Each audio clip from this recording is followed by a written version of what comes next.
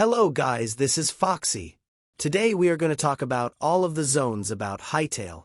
Hytale's world, Orbis, is not just big, it's structured.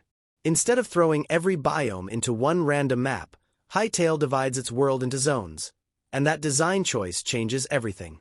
Zones control difficulty, atmosphere, progression, enemies, and even how you think while playing.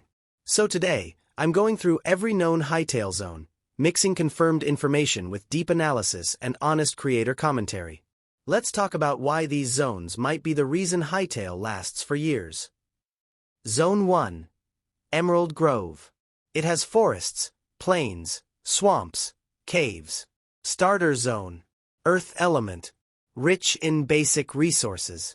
Zone 1 is doing something very smart from a game design perspective. It feels familiar on purpose. Forests, animals, open fields. Your brain immediately understands this space. But here's the important part. Familiarity doesn't mean simplicity. Emerald Grove introduces almost every core system. Gathering, combat, crafting, exploration, without overwhelming the player. This is where players experiment, fail safely, and learn how Hytale actually works. I wouldn't be surprised if many players turn this zone into their long-term base, even after unlocking harder areas. And honestly, that's a sign of strong world design. Zone 2. Howling Sands. Confirmed info. Desert, savanna, and oasis biomes. Wind-aligned zone. More ruins and ancient structures. Enemies hit harder and environments are less forgiving. Zone 2 is where Hytale starts testing player confidence. Open deserts are brutal by nature. Fewer landmarks, longer travel distances, and less margin for error. This zone teaches players something important. Preparation matters. You don't just wander aimlessly here. You plan routes, manage resources, and pay attention to your surroundings. The ruins scattered across this zone are especially interesting because they hint at deeper lore. This feels like the first zone where exploration isn't just optional, it's rewarded. Personally, I think this is where players will either fall in love with Hytale, or realize it's deeper than they expected. Zone 3. Borea. Confirmed info.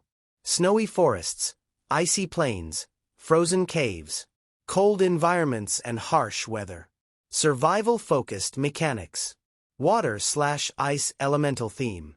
Borea is a psychological shift.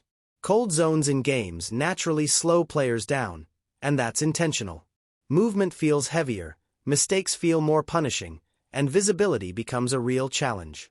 This is no longer about casual exploration, it's about endurance. You're constantly asking yourself, do I have enough supplies? Can I survive another fight? I think Borea is designed to filter players, not to push them away, but to test mastery. If you're comfortable here, it means you truly understand Hytale systems. Zone 4.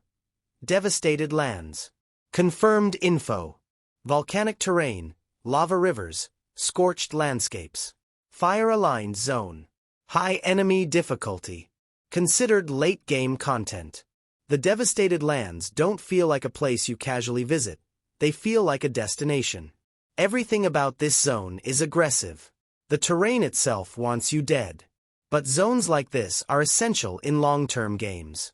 They exist to give meaning to progression. All the skills, gear, and knowledge you've gathered finally matter here. Boss fights in this zone could be some of the most memorable moments in the entire game.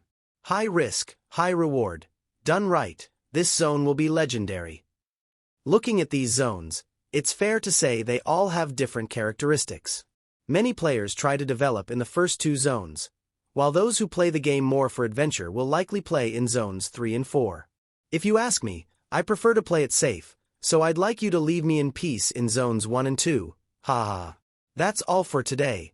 I hope you enjoyed the video. If you did, don't forget to subscribe and like. Lots of love. Foxy.